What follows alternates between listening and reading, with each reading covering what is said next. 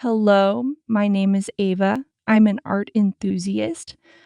One day I visited a small, forgotten gallery.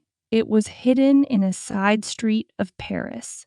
The gallery's sign was faded. The windows were streaked with age.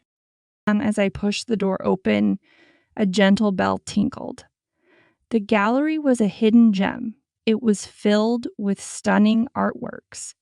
Paintings and sculptures filled the space. The air smelled of oil paint and history. It felt like a sanctuary of art. I wandered among the artworks. I admired their beauty. Then I noticed a painting. It was tucked away in a corner. The painting was of a Paris street. It seemed ordinary, but it drew me in. The gallery owner, a soft spoken elderly woman, approached me. She noticed my interest in the painting.